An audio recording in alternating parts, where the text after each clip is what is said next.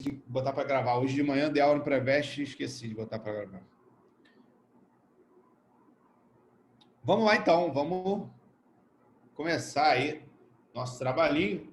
Na verdade, vou dar até uma aproximada maior nesse momento, para a gente focar bem aqui no climograma, né? Questão número 1 é para a gente observar o climograma e analisar as afirmativas, como sempre. Pegar a prova das PSEX de 12 questões, pelo menos em geografia, mas 7, 8 no mínimo, são sempre desse modelo, vocês já estão acostumados. Bom, climograma aqui não é nomeado. Nós temos, para quem não lembra, lado esquerdo, registro de temperatura. Quem é que registra a temperatura no gráfico? A linha, ó, a linha que faz esse traçado que nós estamos vendo. Nos primeiros meses do ano, janeiro, fevereiro, março, a linha está mais no alto, então faz uma temperatura próxima aqui a 25 graus. Conforme os meses vão passando, a gente tem uma queda para uma média ali um pouco acima de 10 graus. Então, a gente já sabe que é verão nessa época do ano, né? Janeiro, fevereiro, março, inverno no meio, temperatura cai relativamente, né? E após setembro, onde a gente está, setembro, outubro, novembro, não que esse seja o nosso climograma, né? Mas só para nos situarmos aqui. A partir de setembro, outubro, novembro, a temperatura vai subindo novamente, as médias, até chegar lá ao patamar próximo a 25 graus, porque começa o verão em dezembro. E do teu lado direito, você vê a média de precipitação em milímetros, quanto chove em cada mês. Então, é um clima que não varia muito em relação de pluviosidade. A chuva vai sempre mais ou menos igual. Em janeiro, chove aqui cerca de 110 milímetros. Aí, em fevereiro, dá uma subidinha para cerca de 130, 140, quase 140. Março, a mesma coisa. Depois, diminui mais um pouquinho, sobe de novo. Enfim, é um clima homogêneo nesse aspecto, no aspecto de chuvas. Bom, então, com base nisso, número 1, o clima representado é denominado equatorial, em cuja área está presente uma vegetação do tipo hidrófila e latifoliada, característica da floresta equatorial. Bom, antes de analisar o climograma, né, de voltar a ele, pensa no seguinte: vegetação de floresta amazônica, né, floresta equatorial, ela é hidrófila e latifoliada? Sim. O que é isso? Hidrófila adaptada a muita umidade. Latifoliada com folhas largas. Todo mundo lembra disso? Vegetação de clima muito úmido. Quando você olha para esse climograma aqui e pensa, caramba, as colunas de chuva estão lá em cima. Então, é um clima que chove muito. Então, pode ser o equatorial. O equatorial é o clima que mais chove no planeta, a gente sabe disso. Porém, tu tem que ter cuidado com os valores que estão aqui, tá? Porque o recorte, ele é muito pequeno, é de 20 em 20 milímetros. Então, quando você olha essas colunas lá no alto, a tendência é a gente associar um clima muito chuvoso. Não que esse clima não seja muito chuvoso, mas ele não é super úmido. Por quê? Porque a média aqui máxima é 140 milímetros registrada no gráfico. Quando a gente fala de um clima super úmido, a nível equatorial, nós estamos falando de o dobro disso aí, 300 milímetros de média. Então, 150, 140 é uma chuva ali legal, né? Não é seco, mas também não é super úmido, é um ambiente úmido normal. Beleza? Agora, como é que você sabe de fato que não é o clima equatorial? Como é que você sabe que a número 1 está errada? Por causa da temperatura, né? Na linha do Equador vai fazer no inverno médio de cerca de 10 graus? Não vai, pô. A linha de temperatura próxima ao Equador, ela é reta, né? Ela fica lá em cima, sempre por volta aqui de 25 o ano todo, que é um clima sempre quente, sempre úmido. Então, tá errado essa número 1. Beleza? Galera, se alguém tiver alguma dúvida, fala no áudio, tá? Fala no áudio, porque para eu ficar olhando o chat toda hora, fica complicado. Mas se alguém tiver dúvida, comentário, alguma coisa que queira perguntar, que queira relembrar, o objetivo da aula é esse. Né? Destrinchar as questões. Fale. Ela tá errada porque lá é muito quente, tipo, o ano todo? Isso. Muito quente o ano todo, né? Não faria a linha de temperatura ela não faria essa curva aqui no meio, ela ficaria reta o ano inteiro, né? Inclusive nos meses de inverno, aqui no meio do ano. E as chuvas, elas são o dobro disso aqui. Teria que ter um valor aqui até 300 milímetros. Entendeu? É isso. Tá errado? A número 2 refere-se a um clima sob forte influência da massa polar atlântica e que apresenta uma significativa amplitude térmica anual. Bom, massa polar atlântica, né, vem lá do Polo Sul, estamos falando de climas do Brasil. Então, é uma massa que você sabe que é fria, obviamente, por ser polar, e quando entra no Brasil, ela causa uma queda de temperatura. Quando ela mais entra? Normalmente no inverno, normalmente no meio do ano. Então, ao adentrar no país, ela vai causar essa queda que, consequentemente, provoca uma amplitude térmica, né? A diferença de temperatura. Lembra, quanto maior for a curva dessa linha aqui, maior a amplitude térmica, ok? No caso, esse clima tem uma amplitude térmica considerável? Sim. Essa amplitude, em parte, é por conta da entrada de uma massa fria? Sim, pode ser. Por que não? Mesmo que você não saiba qual é o clima. Eu já sei qual é esse clima aqui. Não sei se você já associou. Mas mesmo que você não saiba qual é, o fato da temperatura cair no inverno pode sim ser associado à massa polar. Então você já lembra do quê? Massa polar, ela atua com mais força no Brasil no sul. Região sul. Qual é o clima da região sul mesmo, hein? Subtropical. Subtropical. Qual é a característica do clima subtropical? Chuvas regulares ao longo do ano. Não chove pra caramba, mas também nunca deixa de chover. Não é isso que a gente está vendo aqui. Né? Chuvas sempre, em todos os meses. E uma temperatura que varia ao longo das estações. Que tem ali estações um pouco mais bem definidas. Por quê? Porque a região sul ela tem uma latitude maior, está mais distante da linha do Equador. Logo, você tem essa... A maior amplitude térmica do Brasil anual está na região sul. Então, o climograma que tem a maior diferença entre verão e inverno é esse que a gente está vendo. Então, a 2 é verdadeira. A 3, trata-se de um clima subtropical úmido, já dei a resposta, né? Com precipitações ao longo de todo o ano, sem ocorrência de estação seca.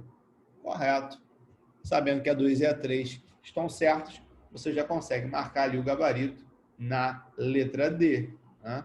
Aqui eu não vou conseguir marcar porque é o site. Então, automaticamente a 4 está errada, que diz assim, ó, nas áreas em que esse clima predomina, observam-se precipitações que ultrapassam os 2.200 milímetros, o que, aliado às altas temperaturas, favorece o processo de lixiviação e consequente laterização do solo. Bom, esse de novo seria o clima equatorial. Olha a confusão que ele queria fazer, né? Ele pega um climograma com um recorte de chuvas pequeno, que você pode ter climograma que o intervalo aqui é diferente, pode ter de 50 em 50, de 100 em 100. Aqui é de 20 em 20. Então, como o recorte é pequeno, as colunas de chuva ficam autonas. Aí você pensa, pô, esse clima chove demais. Não é que ele chova demais, é porque a base de comparação é pequena. Certo? Então, o que foi descrito na número 4 aconteceria onde? Perto da linha do Equador. Né? Com precipitações que ultrapassam 2.200 milímetros anual, né? Não mensal. É impossível chover 2.200 milímetros em um mês apenas. O que favorece a lixiviação, a lavagem do solo, o empobrecimento do solo e a sua laterização, a formação de concreções de ferro no seu interior que prejudicam a agricultura. Beleza? Então, gabarito, letra D.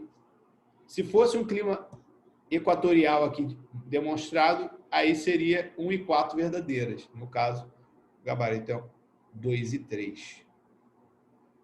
Show, meus queridos? Essa aqui é curta e grossa, é direta.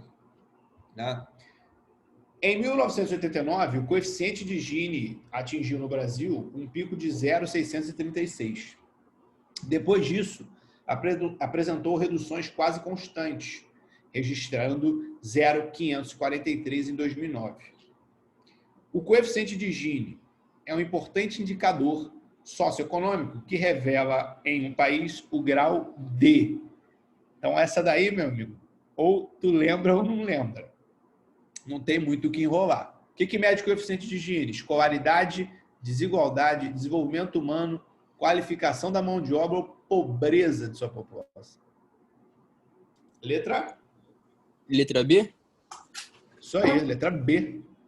Desigualdade de renda. O coeficiente de Gini é aquele indicador que vai medir a desigualdade social no país, em qualquer país, né?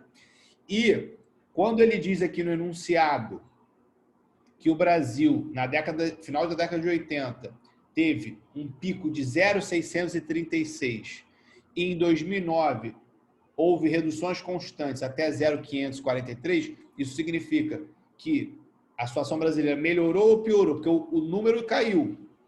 Melhorou. Melhorou, exatamente. Por quê? Porque o índice de Gini, quanto menor, melhor.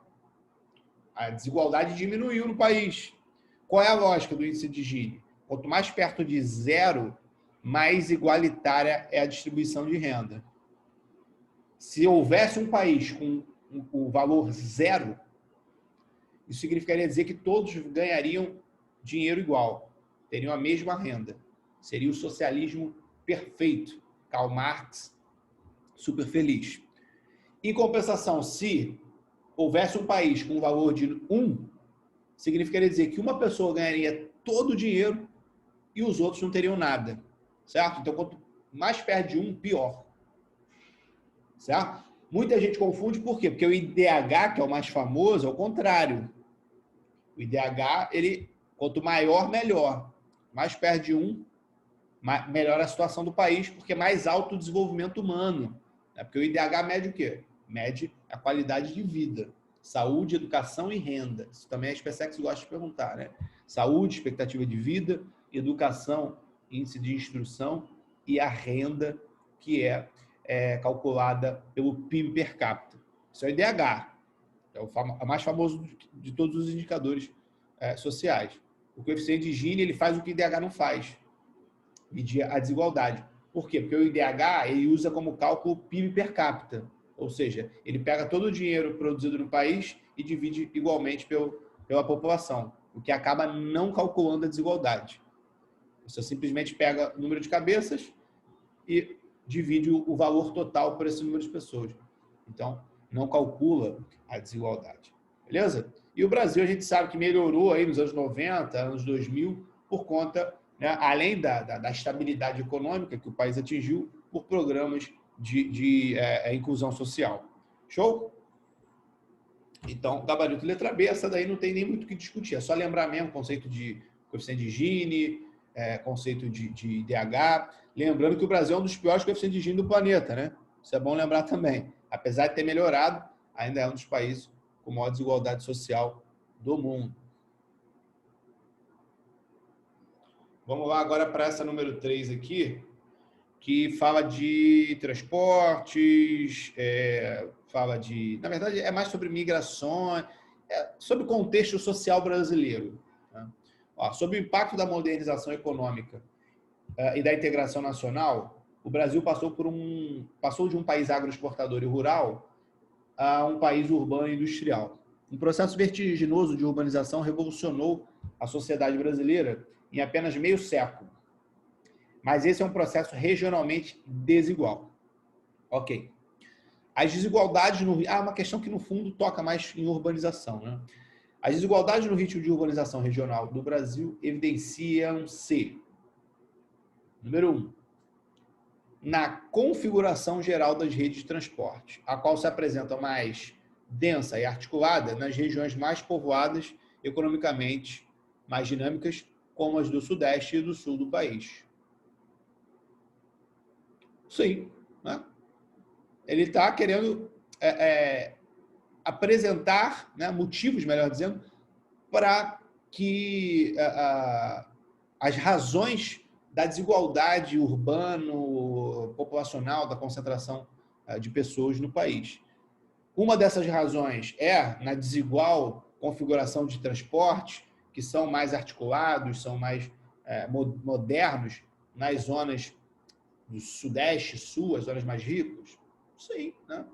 São zonas que foram crescendo economicamente, foram atraindo mão de obra, migrantes, e cresceram ainda mais. Verdadeiro, número 1. 2. Na configuração de suas redes urbanas, as quais se apresentam menos integradas das regiões norte e centro-oeste, e são caracterizadas por um pequeno número de metrópoles e um grande número de cidades médias, com a função de capitais regionais.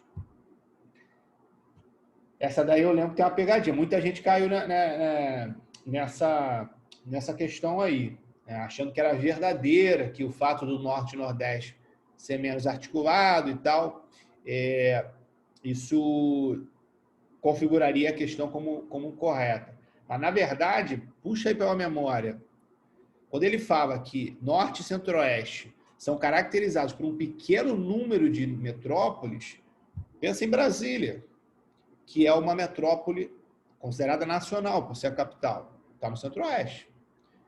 Belém é considerado uma metrópole regional. A Goiânia, Centro-Oeste, metrópole regional. Belém no norte, né? Manaus também no norte, metrópole regional. Então, falar que no norte e no Centro-Oeste tem poucas metrópoles não é verdade. Tem sim. Não tem um caráter de importância que tem no Sudeste, por exemplo, mas tem sim. Tá? Então, é uma pegadinha, porque tu olha, se tu bate o olho, a princípio tu fala, verdade, realmente. Mas não. Se você lembrar da classificação do IBGE lá, da hierarquia urbana, a gente tem primeiro nível de cidade, São Paulo, a grande metrópole nacional. Segundo nível, Rio e Brasília, metrópoles nacionais. A Brasília já apareceu no segundo nível. Terceiro nível, metrópoles regionais. Aí aparece essas que eu falei, Goiânia, Manaus, Belém, aparece Belo Horizonte, Salvador, Recife, Porto Alegre, enfim. Então, é falsa essa número 2. Difícil essa questão aqui, né? É tipo a questão de SpaceX que pega a galera desprevenida. 3.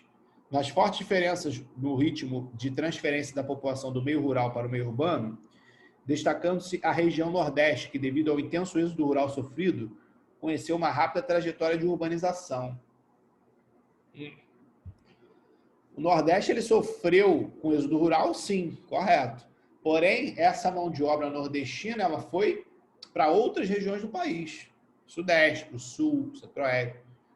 Então, não houve uma rápida trajetória de urbanização no Nordeste. Tanto é que até hoje é a região menos urbanizada do país. Lembram disso? Que a gente falou lá? Né? A ordem de urbanização brasileira, de percentual. Primeiro é o Sudeste, claro, né? Segundo é o Centro-Oeste. Terceiro, Sul. Quarto, Norte. E último, Nordeste. Então, tá errado. Show de bola, galera? E aí, se a 2 e a 3 estão erradas, automaticamente a 4 tem que estar certa, né? Pelas opções aqui. Nos diferentes níveis de investimento de capital realizados tanto pelo Estado como por empresas nacionais e transnacionais, que selecionando um número reduzido de cidades do país, acabaram determinando um processo de metropolização mais acentuado no Centro-Sul. Correto. Então, todos os investimentos do Estado, desde lá do governo Vargas, lá atrás, quanto os investimentos privados, as empresas que para cá vieram, provocaram essa metropolização, provocaram essa concentração industrial no Centro-Sul. Aí você pode perguntar, pô, mas mestre, o senhor não falou que está rolando um fenômeno inverso hoje em dia? A desmetropolização, a desconcentração industrial? Está. Realmente está. Mas esses fenômenos inversos ainda não foram suficientes para mudar o quadro original do país. Porque são fenômenos muito recentes.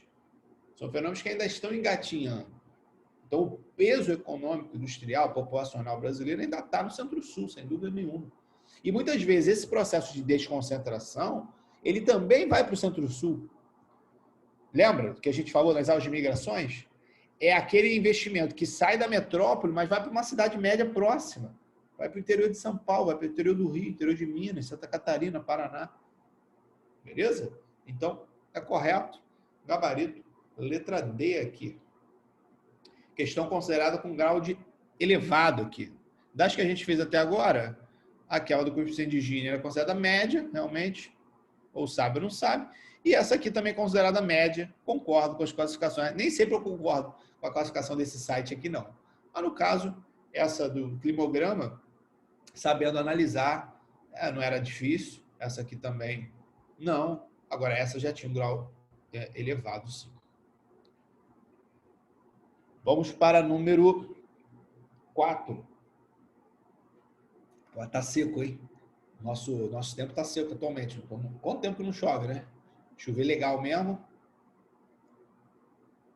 Estou aqui, a água já está quente. Eu enchi antes de começar a aula.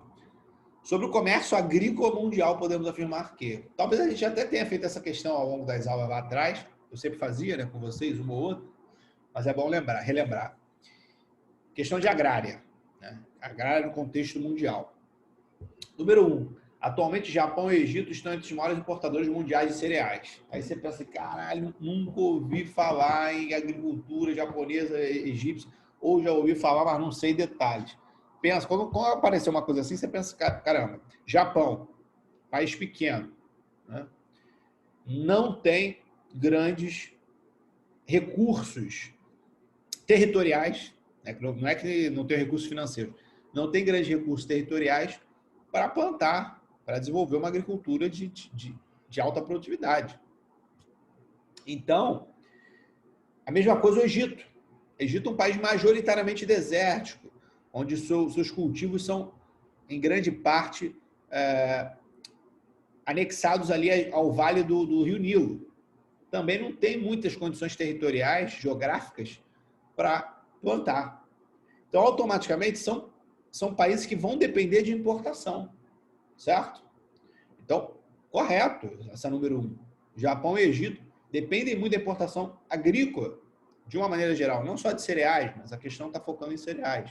Correto? Tá? Aí tu já fica de olho aqui, né? Eu, pelo menos, faço prova assim. Então, a 1 está certa, então, ó, A, C ou D pode ser o gabarito. 2. Ao contrário da União Europeia, dos Estados Unidos e da China, o Brasil exibe elevado saldo positivo na balança comercial de produtos agrícolas. O Brasil tem saldo positivo? Exporta mais do que importa produtos agrícolas?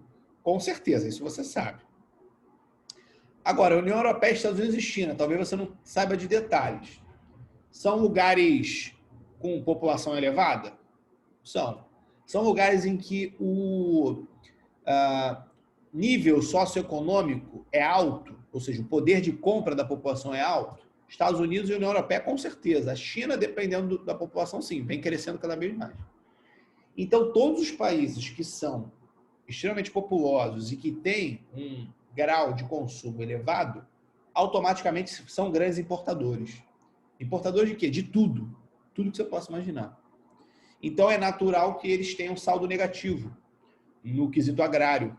Por quê? Porque precisam consumir muito, mesmo que sejam grandes produtores. Por exemplo, os Estados Unidos e a China são grandes produtores agrícolas. Mas o estilo de consumo lá é tão alto que o que eles produzem não é suficiente. Então, tem que comprar mais. Então, eu produzo bastante já, mas eu como tanto que eu preciso comprar de fora ainda. Beleza? Então, a 2 também é verdadeira.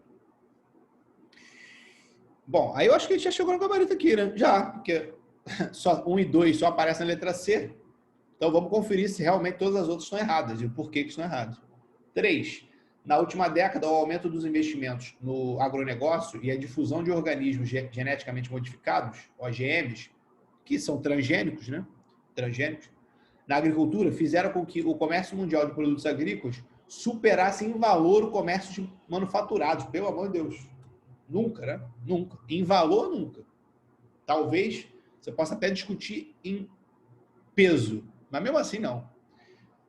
Em valor, nunca. Como que um produto agrícola vai ser mais caro do que um produto industrializado? Não tem como. Não tem nem muito o que discutir. Errado. Número 4. Graças à OMC, em 2002 pôs fim à política de subsídios agrícolas concedida pelos países desenvolvidos aos seus agricultores, países como o Brasil e a Argentina têm obtido maior destaque no comércio mundial de produtos agrícolas.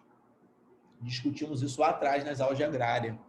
Lembra que um dos principais empecilhos para o comércio do setor agrícola e que prejudica muito o Brasil, prejudica muito a Argentina, a Índia, enfim, países subdesenvolvidos, é a política de subsídios, é a política protecionista que os Estados Unidos implementa, que a União Europeia implementa, para fechar os seus mercados para a entrada de produtos, por exemplo, vindos do Brasil. Então, isso é uma questão muito delicada do comércio, muito sensível, né, do comércio internacional, e fere as táticas de livre concorrência, de livre mercado. É uma das contradições do capitalismo. Falsa. E a 5 também, falsa. Devido aos elevados custos de transporte de carga no Brasil, a soja brasileira vem perdendo paulatinamente posição de destaque dentre as grandes exportações mundiais deste produto. A gente vive a era da soja no Brasil, né? Então não vem perdendo, vem ganhando destaque, posições entre os grandes exportadores desse produto. O Brasil é o maior exportador, na verdade, de soja do planeta. Então, gabarito letra C. Questão dificuldade média, concordo. Né? Não era fácil, não é, claro, mas também não chega assim, meu Deus, que impossível. Né? Se tu ficasse ligado aí nos detalhes, sobretudo dessas erradas, mesmo que tu ficasse em dúvida aqui na 1 e na 2, dá para achar os erros aqui da 3, da 4 e da 5. Vamos embora agora para a número... Agora já é 5 essa. Tá dando aqui como elevado a dificuldade. Uma questãozinha de comércio exterior brasileiro. Normalmente são questões difíceis mesmo. Sempre pega a galera um monte de informações nem sempre muito fáceis de se achar. Número 1. No comércio mundial, o Brasil possui hoje a condição de global trader, estando, portanto, comprometido com os princípios do multilateralismo e do liberalismo no comércio mundial. Correto. O Brasil tem essa postura, sempre teve historicamente, como um país aberto, né? Ao contrário do que muitas vezes falam, de que o Brasil quase se tornou socialista, isso nunca aconteceu.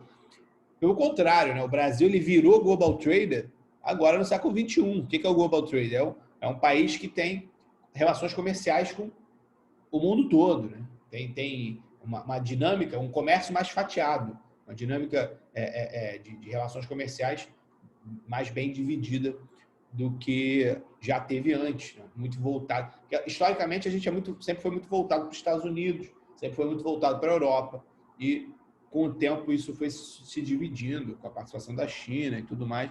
Hoje em dia, a gente sabe que a tendência é voltar ali a Estados Unidos, meu amor, minha vida, mas deixa isso para lá. Verdade, número 1. 2. A partir da metade da década de 90, com o aumento da participação de produtos básicos e semi-manufaturados na pauta de exportações brasileira, a participação do Brasil nos fluxos comerciais globais deu um salto para mais de 3% do total mundial. Isso é difícil de saber assim, né, de cabeça. Eu sei, óbvio que é minha obrigação saber. Na verdade, eu já trabalhei com essa questão, eu sei, mas... o Brasil ele só vai passar por essa política de ampliação da participação com maior ênfase no comércio internacional nos anos 2000. Né? Anos 90 são anos de preparação ali, né? Neoliberalismo sendo implementado, e anos 2000 a coisa pega no breu, e aí a gente vira o tal do global trader que eu falei ainda agora. Porém, mesmo no auge, quando o Brasil estava benzão ali em 2010, 2011, mesmo no auge, nossa participação no comércio chegou ali na casa de 1%, passou um pouco de 1%, participação no comércio internacional. Né? Então, de tudo que era comprado e vendido no mundo, lá por volta de 2010, 2011, a gente chegava a 1%. Não chegou a 3%. Hoje é menos que 1%, porque diminuiu já. Isso se deve ao quê? Sobretudo à nossa política histórica, né, que é muito voltada para a substituição de importações. Então, a gente não tem um cenário comercial de tradição de vender para o mundo inteiro produtos manufaturados. O que a gente vende é o que nós comentamos ainda agora, produto agrícola, né? E produto agrícola não é caro, então acaba não representando grandes percentuais nesse todo do comércio. Então, é falsa, número 2. Tá? 3. Enquanto na pauta de exportações brasileiras para a União Europeia e Ásia predominam produtos primários e semi-manufaturados, os países do NAFTA, Acordo de Livre Comércio da América do Norte, quem são o NAFTA aí? Estados Unidos, Canadá, México. Tá? E da América do Sul absorvem principalmente produtos manufaturados do Brasil. Verdade. Por quê? Quando você coloca na América do Sul, Mercosul aqui, Argentina, Uruguai, Paraguai, no NAFTA, sobretudo o México, eles importam muitos produtos como automóveis, peças, equipamentos feitos no Brasil. Então, quando as nossas relações são com países do mesmo nível ou inferiores ao nosso, a gente tende a vender produtos mais caros. Agora, quando a gente se relaciona com a Europa, com a China, com os próprios Estados Unidos, a gente tende a absorver mais produto caro e vender barato. Tá? Se bem que com os Estados Unidos é até um pouco mais equilibrado, mas com a Europa, com a China, é mais complicado nesse aspecto. Tá? Verdadeiro, então, a 3. A 4. A redução das metas de crescimento da economia chinesa é um fator positivo para a economia brasileira, pois tende a abrir um espaço ainda maior para as exportações de produtos básicos.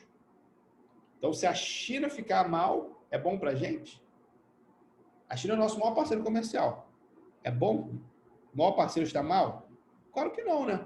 A China é igual a esponja. Quando ela cresce, ela traz todo mundo subindo junto. Por quê? Porque a China crescendo é uma China ávida por consumo. É uma China que compra do mundo inteiro, inclusive do Brasil. Por outro lado, uma China em recessão é um país que vai brecar as exportações, que automaticamente vai causar crise naqueles seus parceiros, que hoje são o mundo inteiro. Então, Estados Unidos e China têm essa capacidade.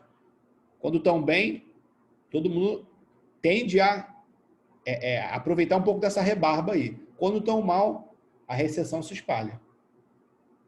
Foi falso, então, né? E a última, o Mercosul responde por cerca de 40% das exportações brasileiras, o que revela forte dependência comercial do país em relação ao bloco e justifica o aumento dos investimentos privados brasileiros nos países do Mercosul.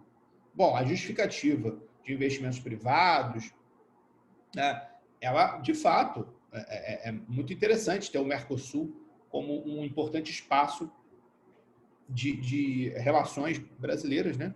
Porém, eu não sei o percentual exato. Agora, 40% é muita coisa. Não é isso. A Argentina é o nosso terceiro maior parceiro comercial aí. Estou falando da Argentina, não estou nem incluindo Paraguai e Uruguai juntos. Mas não chega a 40%, não. É muita coisa. Tá? Então, era aquela questão que tu ia ter que ir no feeling mesmo, que às vezes prova militar tem disso. Né? O naval gosta disso, os SpaceX também gostam, de botar um número errado. Eu detesto isso, particularmente. Você saber se a questão está certa ou errada por causa do valor, eu acho chato, assim, né? Mas, quando é algo inteligível, assim, que dá para você, mesmo não sabendo o valor, pressupor que está certo ou está errado, beleza, até vai. Então, aqui, 40% é muita coisa. Se a Argentina representa 40%, os Estados Unidos e a China representariam quanto? Não faz sentido. Então, o gabarito aqui, a 1 e a 4, né? Estão certas? É isso? Não. Não, mentira. 1 e 3, desculpa. 1 e 3. Gabarito letra A. Beleza? A questão, grau elevado, realmente difícil. Número 6, sobre energia, também elevada. SpaceX é só paulada. Não tem muito refresco. 1 ou 2 refresquinhos assim, mas tipo essa água aqui, água quente. Né? Aquele refresco que tu bebe assim, por questão tranquila, eu passei ileso. É aquela que tu fala assim, tá fácil, mas... Sobre a matriz energética brasileira, podemos afirmar que, 1. Embora os combustíveis fósseis tenham importante participação na matriz brasileira, o país apresenta relativo equilíbrio no uso de fontes renováveis e não renováveis de energia. Correto? Lembra aí das aulas de fontes energéticas. O Brasil ele tem um equilíbrio relativo? Tem, verdade. E lembrando aqui, né, posso estar aumentando um percentual a mais ou a menos, mas é cerca de 55% de energias não renováveis e 45% renováveis. É mais ou menos esse o percentual aí brasileiro. A gente usa mais não renovável, né, como ele mesmo diz aqui, os combustíveis fósseis, o petróleo e o gás natural, sobretudo petróleo, né? Petróleo ocupa aí mais de 30%. Carvão a gente quase não usa, mas a gente usa bastante renovável, bem mais do que a média mundial. A média mundial é de pouco mais de 10%, a gente usa 45%. Então, hidroeletricidade, a biomassa, a gente usa pra caramba, né? Então, um é verdadeiro. 2, atualmente, tomadas em conjunto, o setor industrial e residencial são responsáveis por cerca de 70% do consumo energético total do país. Pegadinha clássica essa aí. Qual é o setor que mais usa energia no Brasil e no mundo? Né? Indústria, ok. Segundo setor, são as residências, são os transportes. Então, transportes e indústria representam aí cerca de 70%, um pouco menos, não lembro exatamente o valor, a transporte e indústria. Indústria primeiro, transporte segundo. A residencial vem em terceira posição. 3. A biomassa e o gás natural estão entre as principais fontes de geração de energia térmica convencional. Porém, o diesel, derivado do petróleo, continua sendo a principal fonte de energia elétrica em usinas térmicas no país. Então, a primeira frase já achei, minha oração, né, já achei meio estranha. Porque biomassa e gás natural não são as principais fontes de energia térmica, são carvão e petróleo. Biomassa não é convencional, não é tradicional. E o diesel, ele está dizendo que é a principal fonte usada nas termoelétricas.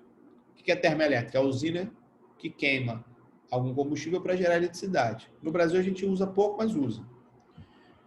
No Brasil, as térmicas, elas não usam diesel majoritariamente. Elas usam derivados da biomassa, né? Bagaço de cana, etanol e gás natural. São os dois combustíveis que a gente mais usa em termoelétrica. Biodiesel, né? Biocombustível, melhor dizendo, bagaço de cana, etanol e gás natural. Não é o diesel. Tá errado. 3 está errado. Difícil essa aqui, hein? 4.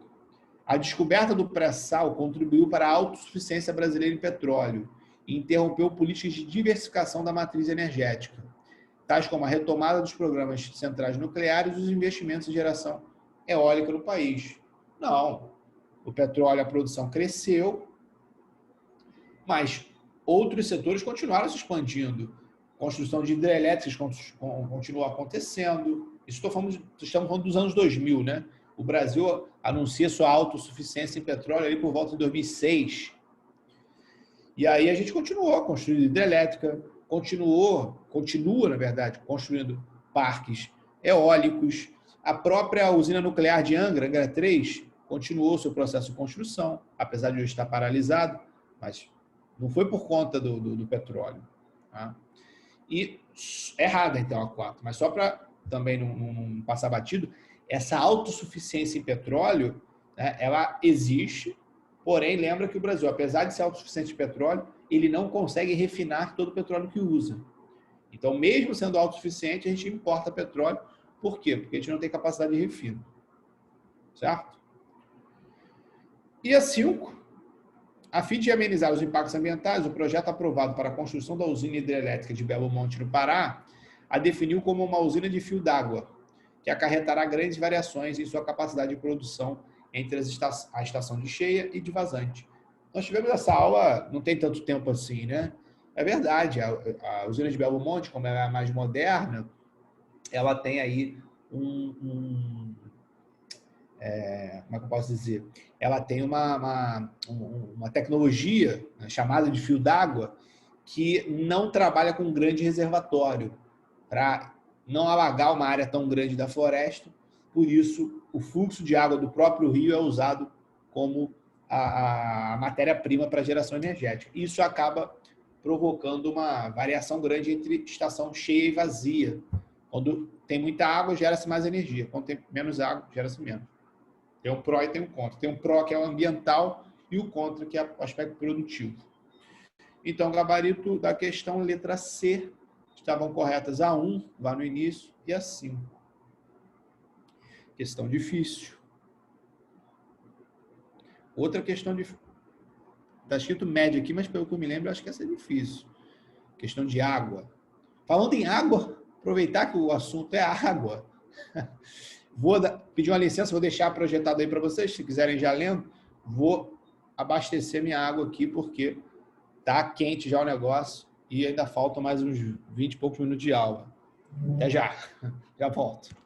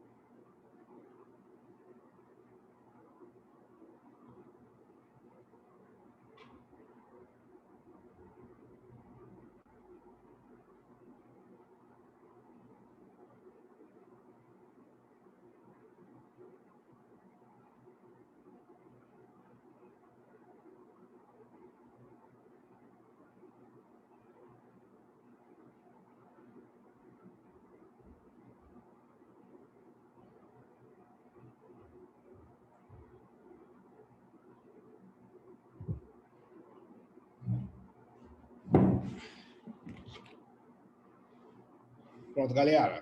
De volta. Aguinha renovada. Vocês já devem ter lido aí ou estar lendo a questão. Deixa eu começar aí a leitura. Relatórios da ONU alertam que, se o padrão de consumo não mudar em 2025, 1,8 bilhão de pessoas estarão vivendo em regiões com absoluta escassez de água e 2/3 da população do mundo poderá estar vivendo sob condições de estresse hídrico. Sobre os fatores relacionados à crise de abastecimento da água potável no mundo, podemos afirmar que 1.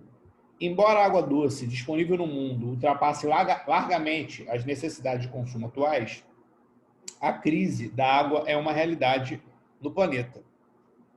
Verdade? Isso aí. Essa é uma questão que está escrita média ali, mas pega muita gente desprevenida. O planeta tem água doce disponível para dar e para vender? Tem, com certeza. Né? O planeta tem muita água, apesar de nem todo estar doce, né? A maior parte é salgada, congelada e tudo mais, tem bastante água disponível. Só que tem alguns fatores que a gente tem que analisar aí. Né? Por que a crise de água já é uma realidade? Primeiro, porque a água não é bem distribuída. Então, você tem água, como eu mesmo já disse, congelada, subterrânea. Você tem climas muito úmidos, então concentração de água num lugar, climas muito secos, que não tem disponibilidade facilitada. Assim como existe também o desperdício, existe o aumento do consumo. Então, se você analisar apenas em termos absolutos, quantitativo, tem água para todo mundo. Só que há crise, há guerras, inclusive, já há disputas geopolíticas por acesso a recursos hídricos. Isso, inclusive, caiu no ano passado, né? Na SpaceX, a gente até comentou essa questão aqui, os hidroconflitos. A SpaceX gosta desse tema aí de água. Então, é verdadeira, primeiro. 2. Em muitos países, as reservas de água subterrâneas renovam-se em velocidade menor que a retirada de água, provocando a secagem de poços e o efeito de subsidência, rebaixamento bastante pronunciado em suas áreas urbanas, que compromete a estrutura das construções e dos movimentos históricos. Correto, né? Como em várias áreas o abastecimento ele é insuficiente na superfície, os países, enfim, cidades, regiões, têm que retirar as seus recursos de reservas subterrâneas.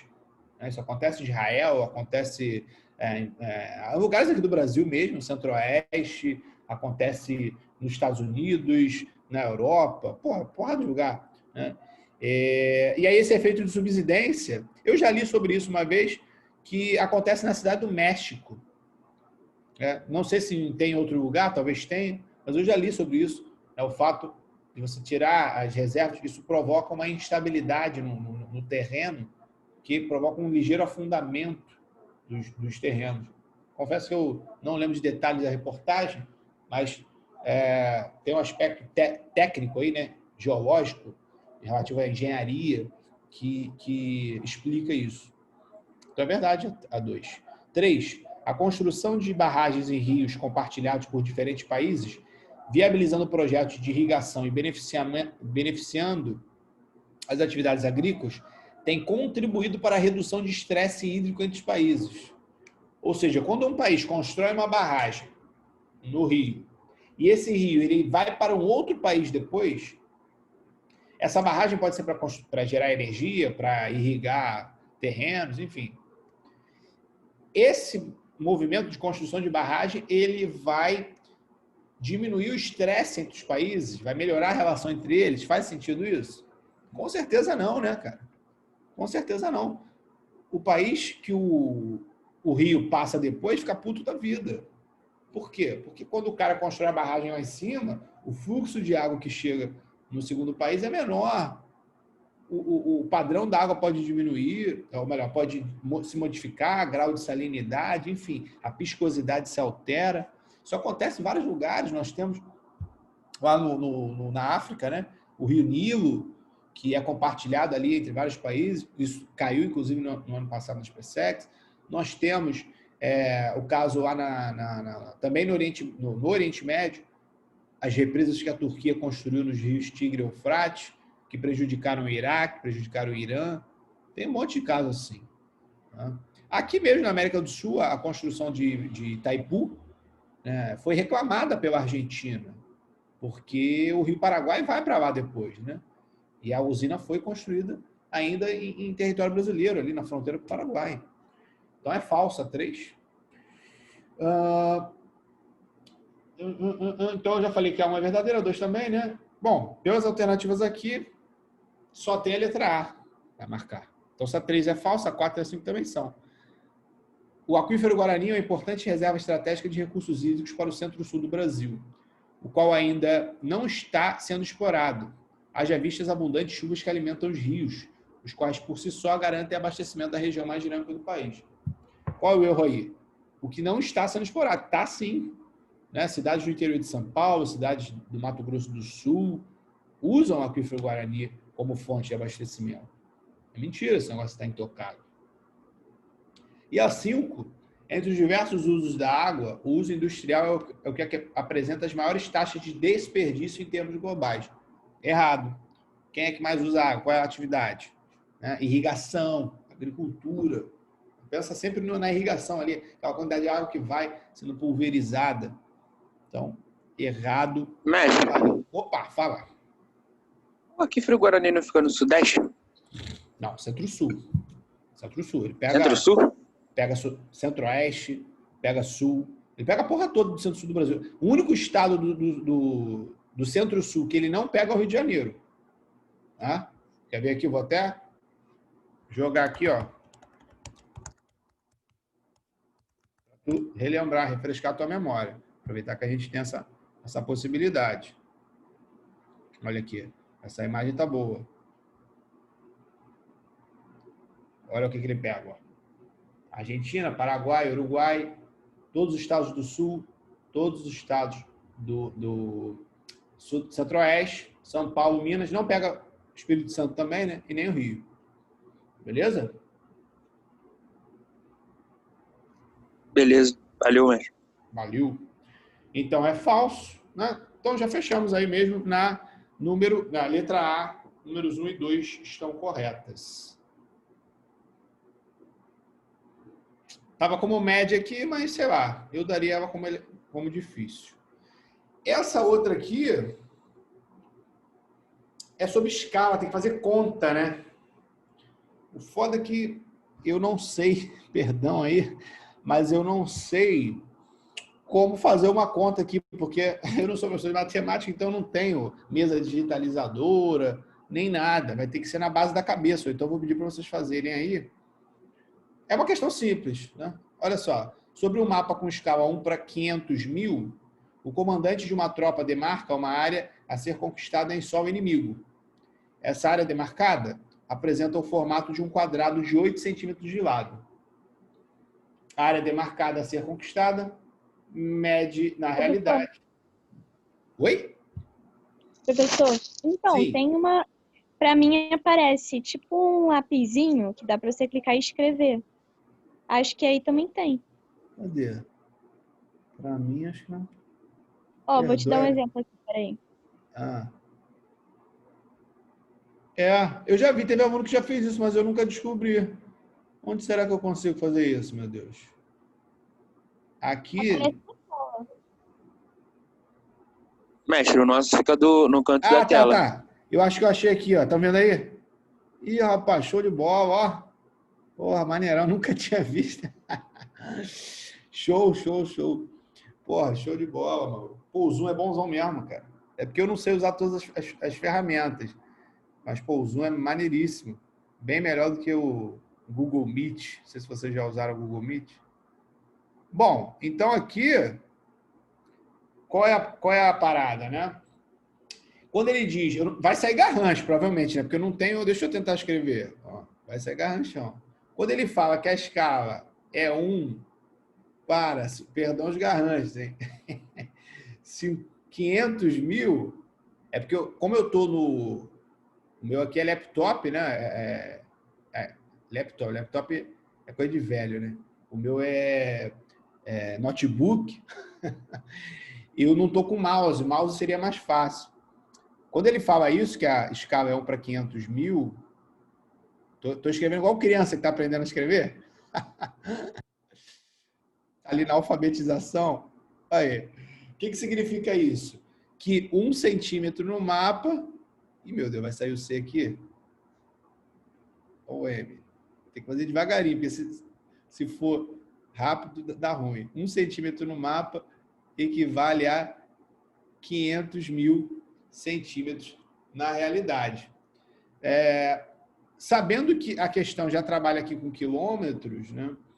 O que a gente pode fazer já? Cortar 5 zeros. Né? Então, transforma logo esse centímetro aqui em quilômetro.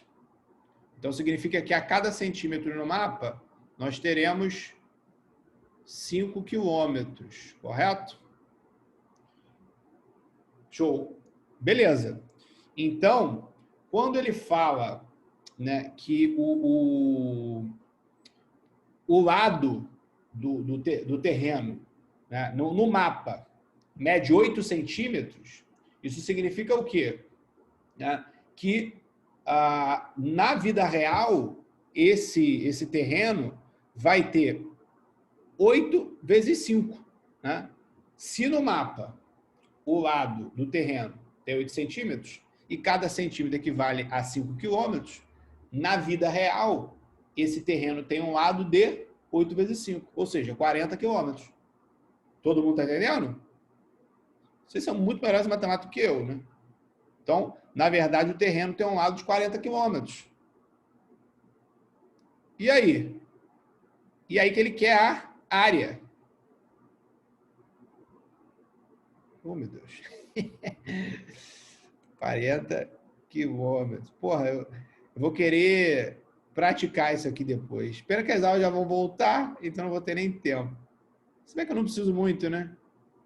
E eu tô aqui usando o mouse, eu podendo fazer anotação, né? Porra, abriu minha cabeça aqui agora, vocês. Então, o lado é 40 quilômetros. Como ele quer a área desse terreno, se o terreno tem 40 quilômetros de lado, e ele quer a área, até onde eu me lembro na matemática, a área é lado vezes lado, não é isso? Então, o valor aí vai ser 40 vezes 40, que vai dar 1.600, não é isso? 16 com 2 zeros, vai dar isso aí, 1.600 quilômetros quadrados é o gabarito da questão. Beleza, galera? Professor, não tem uma fórmula para isso aí?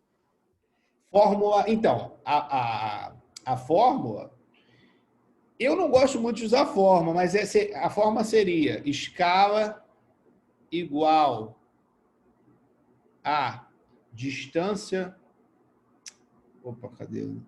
Tanto faz, né? Limpar. Ih, caramba, agora eu não sei como é que eu apago. Borracha aqui.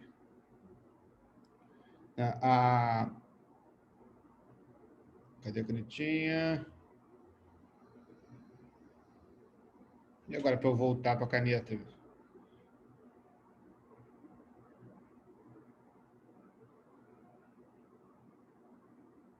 No lapisinho, você clica nele e vai ter a parte de caneta ali.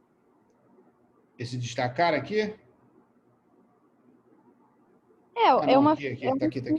Lembrei. É que eu pareço um Neandertal nessas horas, né? Então, Ih, parei o compartilhamento. Fiz besteira. Tô aprendendo, galera. Tô aprendendo. Eu tô velho já, né? Tô velho.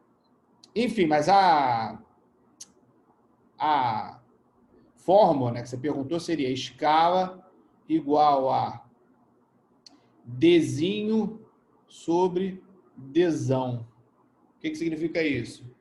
Distância no mapa sobre distância real. Eu normalmente não uso a fórmula, não. Eu sempre faço assim, bom, se a escala é 1 para 500 mil, isso significa que 1 centímetro no mapa equivale a 500 mil na realidade, porque no fundo é tudo regra de 3, né?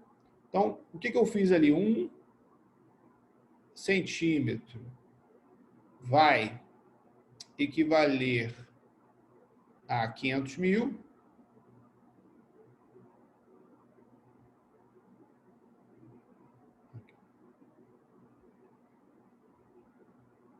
Então, 8 centímetros. E o 8 é difícil fazer, hein? O que eu sempre boto em quilômetro ou pode ser em centímetro? Não entendi. Nessa fórmula, quando eu for substituir o eu boto em quilômetro ou em centímetro? Então, aí vai depender da questão. Você pode sair fazendo tudo em centímetro e no final tu vê as alternativas. Opa, estou em quilômetro, eu passo para o quilômetro. No caso, como eu vi que estava em quilômetro já, facilitou mais, entendeu? Então aqui, se eu não quiser se transformar para quilômetro, quando não vem nada escrito, que nem está aqui, ó, 1 para 500 mil, quando não vem nada escrito, automaticamente os dois são centímetros, tá? É centímetro de um lado, centímetro do outro. Eu posso continuar fazendo em centímetro? Posso. Então aqui, no caso, daria 4 milhões de centímetros, né? A resposta final, o lado, na realidade, né? No mapa ele equivale a 8 centímetros, mas na realidade equivaleria a 4 milhões de centímetros. Só que 4 milhões de centímetros é igual a 40 quilômetros, entendeu? Então, se você vai transformar no início, no final, tanto faz. Eu transformei logo no início para ficar um número menor, certo? Mas você poderia transformar no final, se quisesse, também. O que você sempre tem que saber veio a escala, não veio nenhuma descrição da casa decimal, então automaticamente é centímetro. Como é que seria isso aqui? 1 para 500 mil. 1 centímetro no mapa. Esse 1 nunca muda, lembra? Nunca vai mudar. É sempre 1 centímetro no mapa. Equivale a alguma coisa. Está para alguma coisa. Então, 1 centímetro no mapa equivale a 500 mil centímetros na realidade. Como ele diz que o lado lá do terreno equivale a 8 centímetros, no mapa, na realidade, então, seriam 4 milhões de centímetros, que transformando para quilômetro, afinal de contas, ninguém vai medir um terreno em centímetro, né? O centímetro ele é usado no mapa. Agora, no terreno, você falaria o quê? 8 centímetros no mapa equivalem a 40 quilômetros na realidade. Como ele quer a área do mapa, ou melhor, a área do terreno, 40 vezes 40, 1.600 quilômetros quadrados. Beleza? Professor, eu lembro que também tinha uma fórmula de área, só que eu não sei como é que ela é direito. Nesse Mas tipo aí... de questão. Aí eu confesso minha limitação matemática, né? Eu tento fazer essas questões de escala, as PSECs que tem essas mais elaboradas, que pedem área, às vezes perímetro, eu tento fazer da forma mais simples possível, porque é assim que um professor de geografia enxerga a matemática, pelo menos eu, né? Que eu nunca nunca tive muita aptidão. Agora, a fórmula para a área, não sei, vai lado vezes de lado. Confesso que nunca foi apresentado, não. Entendi, é Tranquilo? que eu acho mais fácil. Tipo, em vez de você pensar em fazer isso, você só ataca na fórmula mesmo. Ah, sim. Tem ali, às vezes, umas artimanhas, né? Mas eu acho que, nesse caso aqui, não tem muito para onde fugir, não. Não tem muito para onde fugir, não. Porque senão tu vai juntar uma fórmula na outra, lado vezes de lado, quanto isso aqui. Só se tu pedir um professor de matemática. Aí talvez ele deu um jeito aí que ele consiga juntar tudo numa coisa só. Agora, nós de geografia é assim. Se quiser salvar e dar um print na questão, fala assim, joga para o Felipe, mestre, tem como fazer essa questão aqui só baseado numa forma? Mas aí talvez a forma dessa questão não valha para uma outra. Enfim. Então, para a gente de geografia, falar em forma é mais difícil. Bom, mas vamos lá que não acabou não. Nós estamos na questão 8, né? Vai até a 12, nosso horário já está no limite aí. Ó. Vamos aqui para número 9 agora, que é a de população considerada também elevada, para variar, né? Diz o seguinte, nas últimas décadas do século XX, o número de imigrantes internacionais aumentou de forma significativa, por causa das disparidades econômicas entre os países. Ok. Sobre as migrações no contexto da globalização, podemos afirmar que, 1. A globalização tem facilitado as migrações, devido tanto à redução dos custos de transporte, quanto à expansão dos meios de comunicação. Correto, né? O mundo mais integrado, transportes ficam mais fáceis, comunicação entre pessoas que estão num lugar, que dão uma planta ali para o outro que quer vir, qual é o itinerário que ele deve fazer. Então, tá mais fácil. Não à toa, o grau de pessoas vivendo fora do seu país de origem aumentou absurdamente no final do século XX e início do XXI. 2. Embora Estados Unidos e o núcleo mais próximo da União Europeia sejam as duas maiores zonas de atração de fluxos migratórios do mundo, países situados no Oriente Médio são os que possuem maior percentagem de imigrantes da população. Essa sempre pega a galera com muitas dúvidas, né? Porque quando você olha Estados Unidos e Europa, são as áreas mais atrativas, mais desenvolvidas. Todo mundo quer morar lá. É o local, né, de desejo de todas as pessoas que querem sair de seus países. Só que quando nós falamos em termos quantitativos, eles não são os espaços com mais imigrantes no planeta. Não são. Os lugares com mais imigrantes estão na Ásia, né? Oriente Médio, sul da Ásia, porque são áreas próximas às zonas de conflito. Então, por exemplo, a Jordânia é um país com muitos migrantes, refugiados que vieram da Palestina. Por quê? Porque faz fronteira com a Palestina. Hoje, a Turquia, o Líbano, recebem muitos refugiados, imigrantes que vêm oriundos do conflito no Iraque, do conflito na Síria. Então, em termos absolutos, esses países têm mais imigrantes do que os países europeus e os Estados Unidos, o Canadá, enfim. Então, fica com isso na cabeça, porque as PSEC já cobrou isso algumas vezes também. Essa mesma frase aí, escrita de forma diferente. Então, é verdade.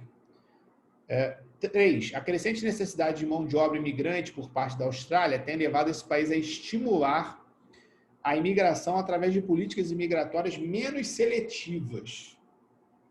Quando você pensa na Austrália, comparando, por exemplo, com os Estados Unidos, Austrália e Canadá são dois países desenvolvidos que relativamente é mais fácil entrar. Porém, quando ele coloca aí políticas menos seletivas, isso induz ao erro. Por quê? Porque não quer dizer que pode entrar qualquer um, não. Eles têm políticas mais abertas, até porque são países pouquíssimo povoados, né? Austrália e Canadá. Tem políticas um pouco mais abertas, mas que tem critérios, sim, para entrada. Eu tenho um amigo que está querendo morar na Austrália e tem uma porrada de coisinha, né? De exigência. Não é assim, estou indo e tchau. Abre as portas aí para mim. Não é assim, não. Tá? Errado. 4. No México, o recebimento de remessas financeiras de seus milhares de imigrados constitui uma das maiores fontes de divisa do país. Correto? O que é isso? É o mexicano que foi para os Estados Unidos e ele envia todo mês uma grana para a família que ficou no México. Para o filho, talvez para a esposa, se tem ficado, para os pais mais velhos. E é remessa em dólar, né? Então, vale muito. E é muito mexicano que tem nos Estados Unidos. Logo, verdadeiro. E a 5, as restrições cada vez mais rígidas impostas pelos países desenvolvidos à imigração clandestina, aliada à constante vigilância de suas fronteiras, tem impedido o crescimento do número de imigrantes ilegais no mundo. De fato, a gente tem cada vez barreiras mais rígidas para diminuir as migrações, né? Para restringir as migrações. Mas elas, por si só, não provocam uma redução no número absoluto. Pode até ter uma redução percentual de um ano para outro ano, mas mesmo com todas as barreiras, continua existindo migrantes ilegais que entram. Sempre tem uma brecha no sistema, sempre tem. Sempre tem um guarda que é corruptível, sempre tem alguém que faz vista grossa. Não adianta. É a mesma coisa com drogas, né? Com armas. É assim. Né? Mesmo em países desenvolvidos. Né? A gente sabe que aqui no Brasil isso chega a um nível de ridículo, mas não é porque é Estados Unidos, que é a Europa, que isso não vai acontecer. Então, é falso. Logo, o gabarito, eu já até me perdi aqui, mas a 4 está certa, a 2 também é 1 também. Então, 1, 2 e 4, letra C. Letra C. Bom, meu tempo já estourou, vou tentar fazer as últimas aqui rápido, tá? Para não ficar... Essa aqui é bem rapidinha, 10. Né? Grau médio.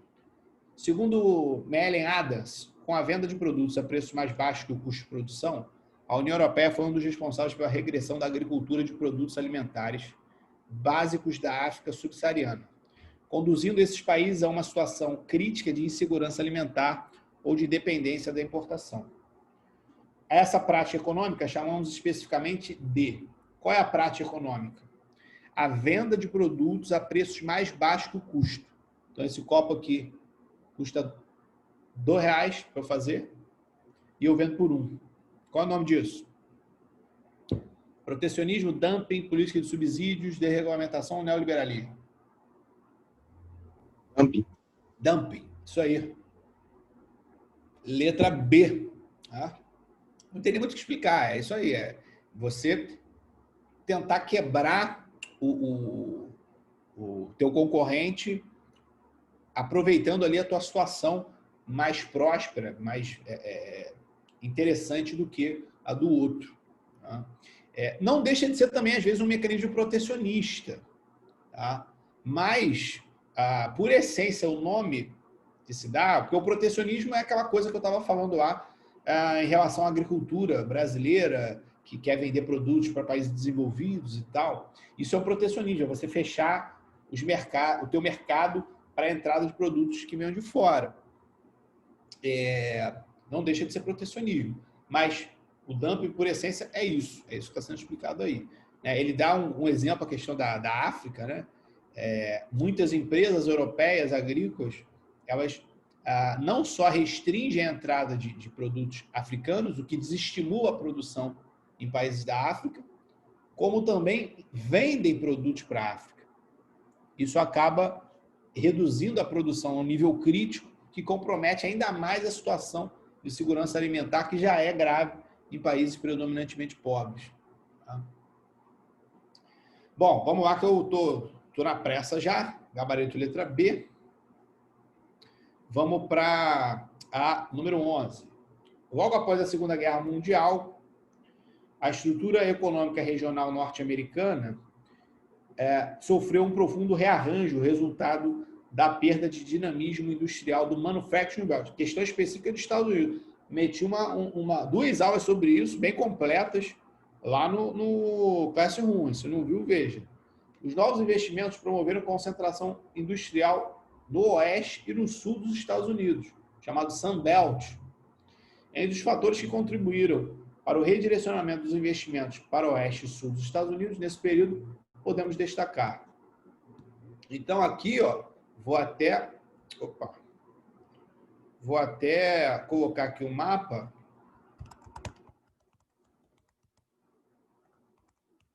para a gente relembrar aí o seguinte: os Estados Unidos têm duas grandes zonas industriais. Quem viu a aula aí já está ligado, que eu mostrei um mapa, se não esse, muito parecido. A zona do Nordeste, que é o Manufacturing Belt, é uma zona tradicional, antiga, com indústrias pesadas, né? Onde fica aqui a megalópole Bosworth, Sheepits, olha quanta cidade famosa aqui, Boston, Nova York, Filadélfia, tal, Chicago. Essa é uma zona com um outro perfil, né? Um perfil já mais antigo, indústria automobilística, siderúrgica, tal. Se desenvolveu lá desde o século XIX. E o Sun Belt, que pega, na verdade, desde aqui do noroeste até o sudeste, né? Mas com centro nessa faixa aqui da Califórnia e do Texas. Você tem uma produção mais moderna, tecnologia de ponta, né? Indústrias de informática, indústrias ligadas à computação, biotecnologias e tudo mais. Então, já indústrias relacionadas à terceira revolução industrial, uma nova dinâmica. Legal. Então, número 1, a limitada disponibilidade de ferro e carvão mineral nas jazidas da região do Manufacturing Belt, minerais esses indispensáveis à indústria siderúrgica. Então, está dizendo que o fato de não ter carvão e ferro no Manufacturing Belt provocou uma migração de indústrias para o outro lado dos Estados Unidos. Está certo isso? Não. Porque se não tivesse carvão e ferro, nem existia o Manufacturing Belt ali. Certo? É por ser rico em carvão e ferro, esse é um dos fatores que levou essa industrialização crescente, que se estabilizou, né, gerou o apogeu americano ao longo do século XX. E não só essas indústrias que migram para o outro lado, são indústrias com uma outra realidade. Essas indústrias ou ficaram ali, ou foram para outros países, ou foram para o México, para a China. Errado, número 1. 2, o interesse comercial pela bacia do Pacífico, haja vista a reconstrução econômica do Japão nesse período. Então, do outro lado, costa oeste, na beira do Pacífico, o mercado asiático, inclusive japonês, é um mercado atrativo? Sim. Então, o fato de estar próximo é interessante, verdadeiro. 3, a produção crescente de petróleo no Golfo do México, aqui, ó, essa região aqui, provocou um crescimento da região do Texas, Louisiana aqui, verdadeiro também. Petróleo, a partir do século XX, sendo a principal fonte energética, né? 4, a grande disponibilidade de matéria-prima pesada nessas regiões, fundamental para a expansão de indústrias de alta tecnologia, fortemente dependentes das fontes. Indústrias de alta tecnologia são dependentes de matéria-prima pesada, como ferro, carvão? Não precisa. Né? Precisa de mão de obra qualificada, tecnopolo, falso. 5, a possibilidade da redução de custos com a força de trabalho, uma vez que as novas empresas estariam distantes dos sindicatos operários do Manufacturing Belt. Inicialmente, sim, verdade. Né? O fato de você ter... Olha aí a desconcentração industrial que a gente falou do Brasil. Nos Estados Unidos também rolou, só que há muito tempo atrás já. O fato de você ir para uma nova área, sem sindicatos, com pessoas com um custo de vida diferente, isso possibilitava menores salários. Continua assim, mestre? Não, hoje em dia não. Califórnia é o lugar com o maior custo de vida do país, lá. Um dos maiores custos de vida do planeta, inclusive. Né? Então, é verdade, porque isso aconteceu. Mas hoje não é bem assim, não. Hoje os Estados Unidos todo está consolidado como uma área de mão de obra cara. Né? Então, o gabarito aqui, a 5 é verdadeira, a 3 e a 2 também. Logo, gabarito, letra E. Oi? Questãozinha, se você sabe, nos Estados Unidos tem um grau médio, não era difícil. Oi? Quais são os outros fatores que levaram as indústrias a ir para o oeste? Rapaz, ocupação do território, né? Você aproveitar o território como um todo, não deixar aquele ponto vazio. Proximidade do mercado asiático, que eu já falei, né? Cada vez mais crescente. A busca pelas matérias-primas, não associadas à indústria, mas antes até mesmo do petróleo, da era do petróleo, a gente teve a corrida pelo ouro, né? A marcha para o oeste. Você vai ter, como eu disse ainda agora, a mão de obra mais barata, espaços mais baratos para serem ocupados, até porque o padrão de habitação da costa oeste é diferente, são lugares mais horizontalizados, menos verticais, né? As cidades não são tão aglomeradas como são as cidades do Nordeste, né? Por exemplo, Nova York e Los Angeles são cidades completamente diferentes em termos urbanísticos. Tá?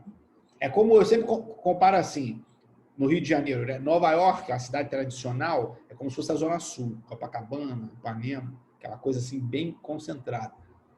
Los Angeles é como se fosse a Barra, Recreio, coisa mais espaçada, ruas mais largas. Beleza?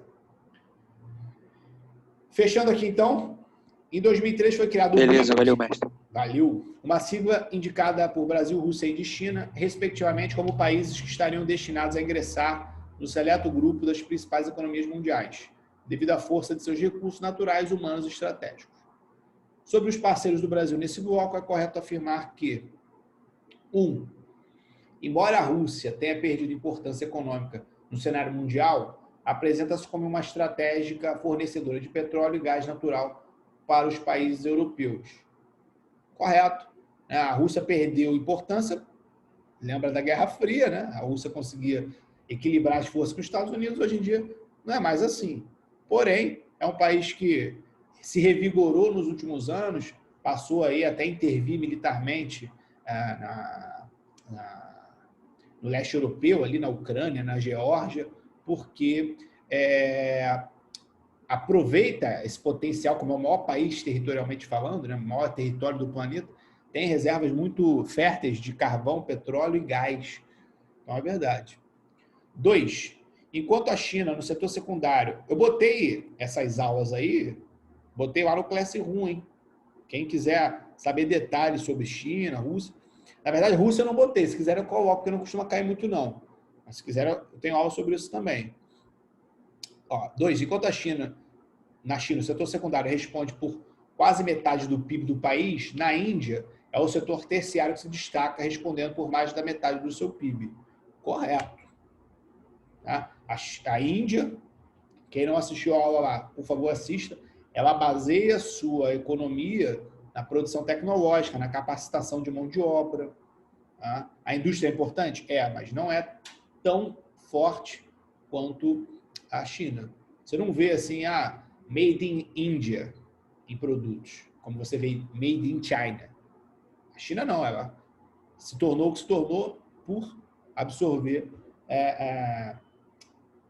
investimentos de indústrias internacionais, né? Então, é verdade, a 2. Então, a 1 e a 2 são verdadeiras. Aí tu já começa a olhar aqui para baixo, né? 1 e 2 verdadeiras, só tem a letra E. Só tem a letra E. Com o professor fazendo, fica muito mais fácil. 3.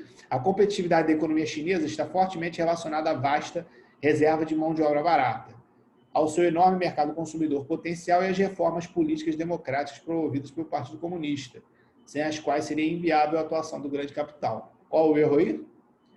Reformas políticas democráticas, né? Na China nunca fizeram isso.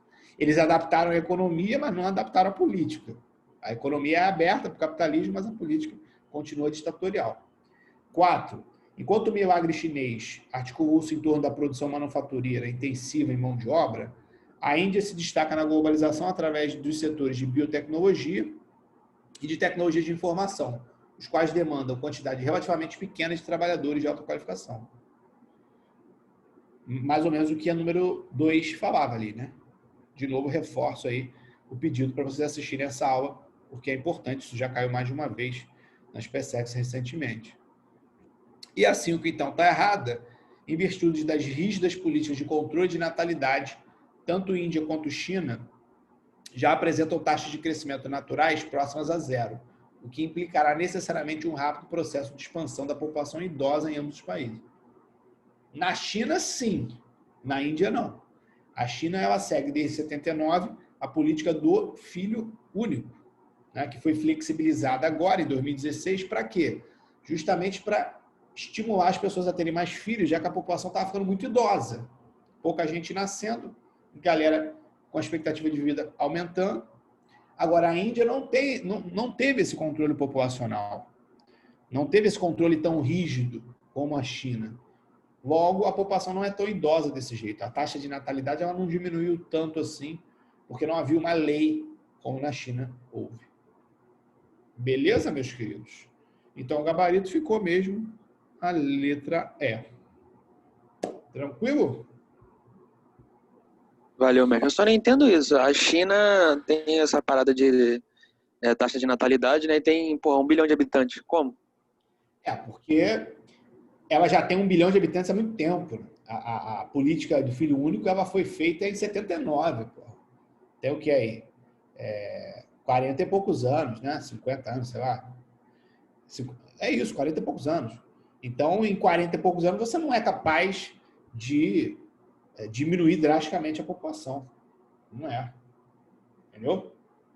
Lembrando que, por isso, a Índia, nas próximas décadas, vai passar a China como a população mundial. Porque na Índia não tem controle de natalidade. Na China continua tendo. A política de filho único, apesar de flexibilizada, não acabou. Ela continua existindo, só que agora, ao invés de poder ter um filho, pode ter 2, né? A população pode ter 2. Show? Bom, meus queridos, então, por hoje foi isso, né? Ô, mestre, valeu. 15 minutos de intervalo. Semana que vem eu ainda não sei qual vai ser. Se a gente vai se encontrar pessoalmente, se vai continuar sendo aqui, não sei. Vamos aguardar as orientações. O fato é que a gente vai fazer mais uma aula desse modelo aí, fazendo mais uma prova. Valeu, gente? Então, uma boa semana aí para vocês. Boa preparação final. Tamo junto. Até a próxima. Se cuidem. Fui.